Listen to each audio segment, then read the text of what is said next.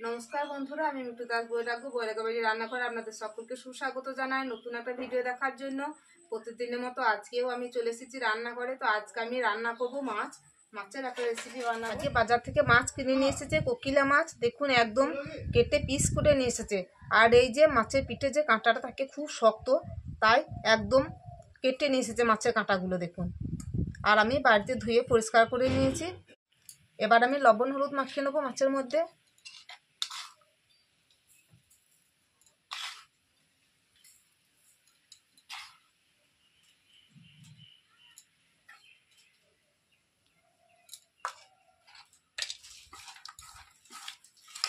লবণ হলুদ মাখিয়ে আমি 10 মিনিট মতো মাছটা রেখে দেবো।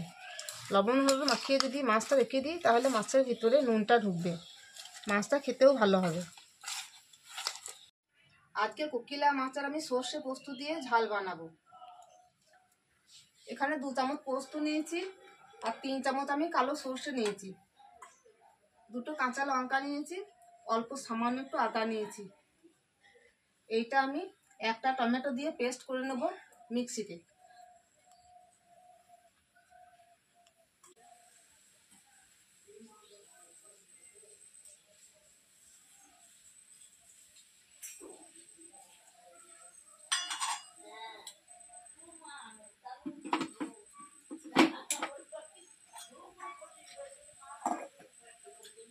প্রথমে আমি শুকনো একটু পেস্ট করে নেব।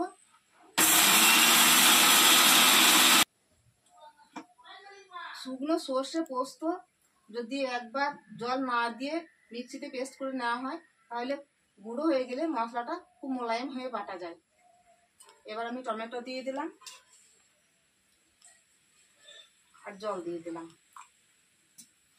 শিলনোড়াতে আমি বাটতে পারবো না, আমি আগের ভিডিওতেই বলেছি আমার হাতের একটু সমস্যা আছে, ওই জন্য উনুনে রান্না করতে পারছি না, শিলনোড়াতেও আমি বাটতে পারছি না।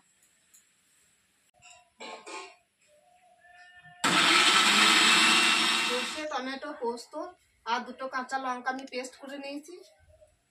এবার আমি গ্যাসটা জেলে কড়াইটা বসিয়ে দেবো। কড়াই সর্ষে তেল দিয়ে দেবো।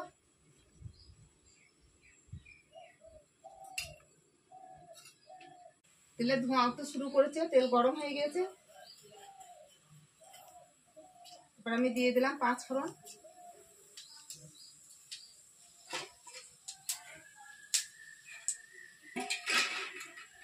মাছগুলো আমি সব ঝাল বানাবো না, মাথাগুলো একটু তুলে রাখবো, মাথা খোঁচাগুলো। এখানে আমি 8 পিস মাছ নিয়ে নিয়েছি। এই 8 পিস মাছের মধ্যে আমি সর্ষে এই মশলাটা আমি এখানে মাখিয়ে নেব।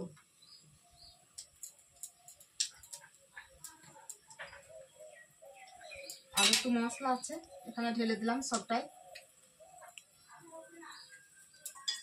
এদিকে দেখুন 5 ফোড়নটা ভাজা হয়ে গেছে। এখানে আমি প্রথমে দিয়ে দেবো ক্যাপসিকাম কুচি,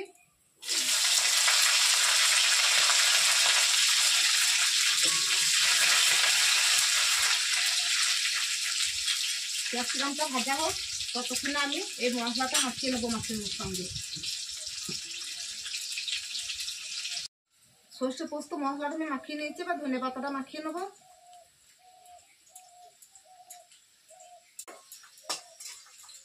ক্যাপসিকামটা আমি ভেজে নিয়েছি। এবার দিয়ে দেবো টমেটো কুচি, 2টো টমেটো দেখুন নিয়েছি।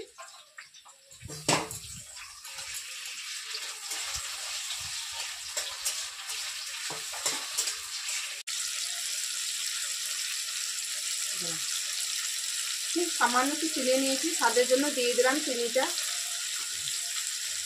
মাছের লবণ হলুদ মাখিয়ে রেখেছি আর অল্প পরিমাণ মতো লবণ আমি দিয়ে দেবো। এখানে হলুদ দিয়ে দিলাম, একটু কালারের জন্য কাশ্মীরি লঙ্কা গুঁড়ো নিয়েছি দিয়ে দিলাম।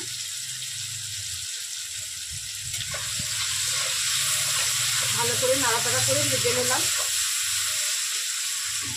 এবার মশলা মাখানো মাছগুলো কড়াইয়ে তেলের মধ্যে দিয়ে দেবো।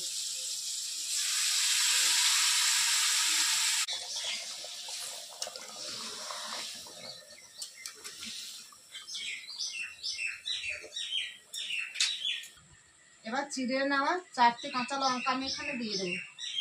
আর মশলা বাটিটা ধুয়ে আমি একটু জল দিয়ে দিয়েছিলাম। এবার মাছটা আমি ঢাকা দিয়ে দেবো।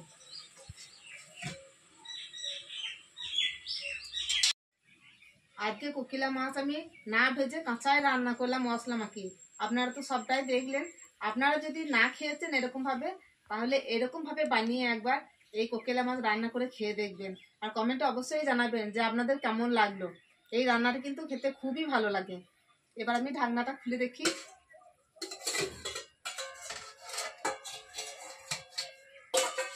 খুব সুন্দর একটা গন্ধ বেরিয়েছে।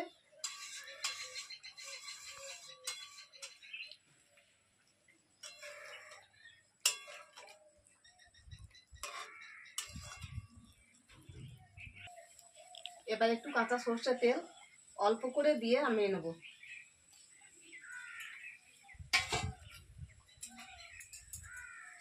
গ্যাসটা বন্ধ করে দিলাম। দেখুন কত সুন্দর কালারটা এসেছে, আর গন্ধটা তো আপনারা পাচ্ছেন না। খুব সুন্দর একটা মাছের গন্ধ বেরিয়েছে। এই মাছের তো খুব সুন্দর গন্ধ, আর খেতেও খুব ভালো।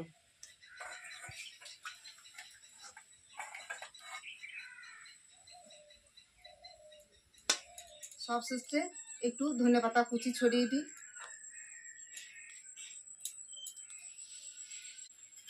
এই ধনেপাতা কুচি দিলে পারে মাছের স্বাদটা আরও খেতে ভালো লাগবে, তার জন্য একটু ধনেপাতা কুচি দিয়ে দিলাম। মাছের বাটিটা খুবই গরম, তাই তলাতে একটা ডিশ নিয়ে নিয়েছি। বন্ধুরা, এই কোকিলা মাছের রেসিপিটা যদি আপনাদের ভালো লেগে থাকে তাহলে অবশ্যই কমেন্টে জানাবেন, লাইক শেয়ার করে দেবেন। আর নতুন ভিডিও যারা দেখবেন, তারা নতুন বন্ধু যারা, তারা অবশ্যই একটা সাবস্ক্রাইব করে দিয়ে পাশে থাকবেন। পুরনো বন্ধুদের পাশে থাকার জন্য ধন্যবাদ। আবার পরের ভিডিওতে দেখা হবে। নমস্কার, ধন্যবাদ।